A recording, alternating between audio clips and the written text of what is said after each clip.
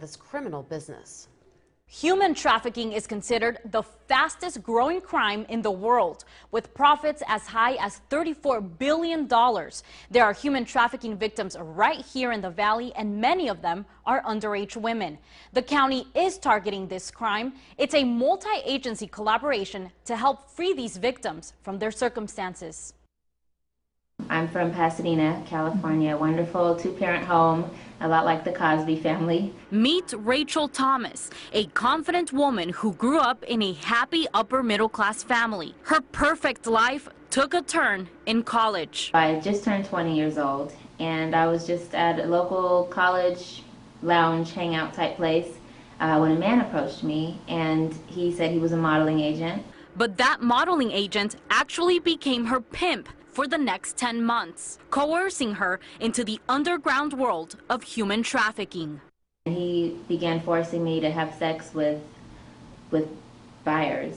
Thousands of other victims like Thomas share a similar story. According to a task force in Riverside County alone, nearly 200 people have fallen victims to human trafficking in the past 4 years. But this number could be much higher. It's really one of the most underreported crimes we have.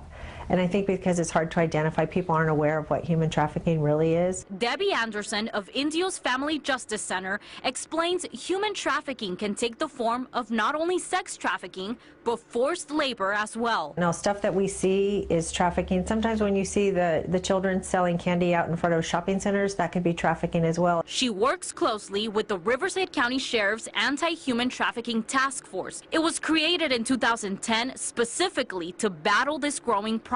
We knew about human trafficking, but the more that we got into it when our Sheriff's Department did a task force, there's a lot that we didn't know. Anderson says one of the common signs of human trafficking is grooming, gifts, and attention in the beginning, when perpetrators try to gain a victim's trust. Then it can turn violent. When I tried to get away, he said he would kill my parents, he would open lines of credit in my name, he would come to my apartment and kill me and my roommate, all kind of threats. Fear cripples victims and entraps them into this modern-day slavery.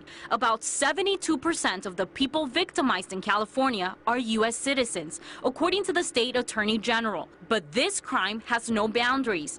California's international border is a prime location for traffickers, many exploiting their victims into agricultural labor. Human trafficking is considered the world's fastest growing crime, second only to drug smuggling. It's because it's a resource that can be used over and over and over when you have a person as opposed to a product. While most victims are young women and children as young as 11, anyone can fall victim. But they're not alone here in the valley. Safe House of the Desert, located in Thousand Palms, offers shelter and outreach services to at-risk youth, some of them human trafficking victims. More often than not, they fall into depression. I know I had made a few suicide attempts, which were unsuccessful, thank God, and that's what hopelessness, that's where it'll lead you. But Thomas says there's hope. She started her own organization, Sower's Education Group, in which she travels across the state to teach others of the dangers of human trafficking. Now what's most therapeutic for me is doing what I do, is spreading awareness and helping other survivors and helping other people not to become victims. California's first anti-trafficking law was passed in 2005. It makes human trafficking a state felony. Since the law was introduced, there have been thousands of investigations, more than 400 arrests, and 100 convictions. GITZEL Puente, KMIR News. All right, still to come in the KMIR News at 11. Another disturbing